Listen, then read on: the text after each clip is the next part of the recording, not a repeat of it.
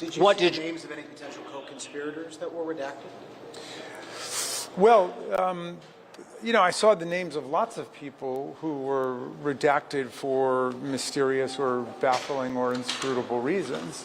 Are any of them well-known individuals? For example,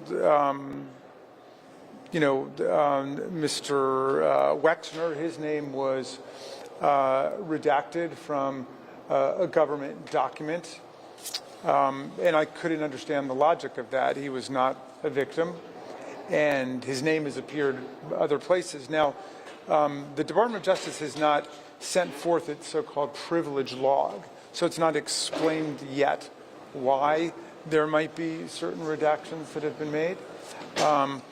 I saw one document which was an email that was sent by Jeffrey Epstein to Ghislaine Maxwell, which was the forward of an email that he had received from some of his lawyers giving an account of a conversation between Epstein lawyers and Trump lawyers and others about what had taken place during that 2009 period. It was during the period of the 2009 investigation. And Epstein's lawyers synopsized and quoted Trump as saying that that Jeffrey Epstein was not a member of his club at Mar-a-Lago, but he was a guest at Mar-a-Lago, and he had never been asked to leave.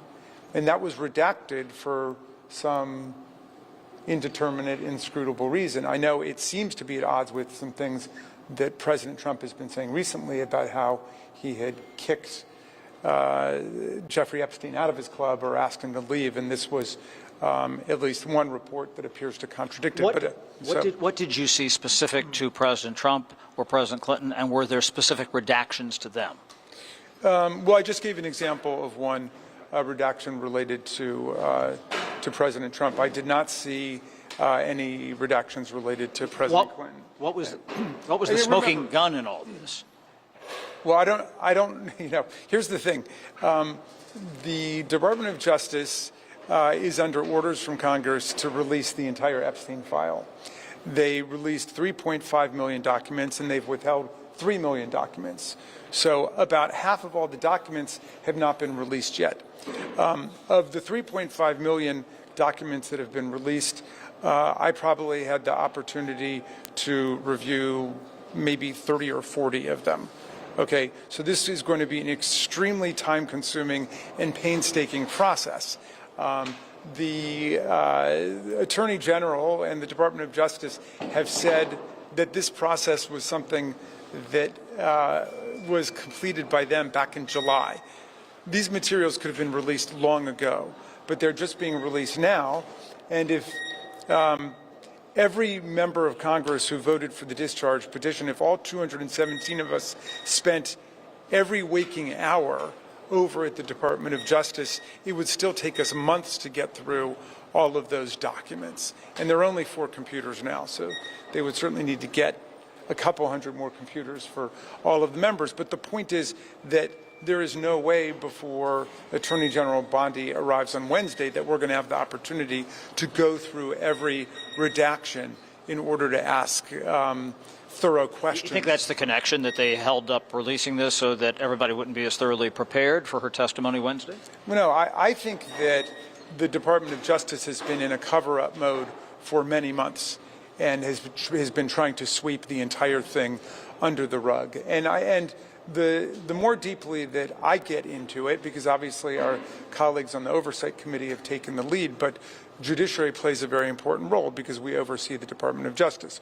But the more that I've gotten into it, the more I believe that the survivors here, the victims who are now active citizens for justice, really are leading the way.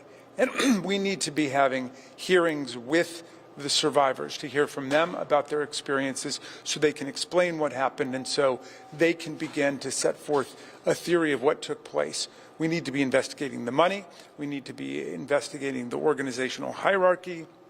There's no way you run a $1 billion international child sex trafficking ring with just 2 people committing crimes, Jeffrey Epstein and Ghislaine Maxwell. No way. It doesn't work like that. So we need to figure out what other conspiracies were involved, what other co-conspirators were involved. And I really do believe that listening to the survivors is going to be our pathway through this nightmare. To What drill is down the on next one point, step for Democrats to take? You say there are obviously millions of documents for computers. What is the next step? And in addition, what is the next step to get that other tranche of 3 million plus documents released? Well, a lot is riding on Attorney General Bondi's appearance before us on the Judiciary Committee on Wednesday. We believe that this administration must listen to the survivors.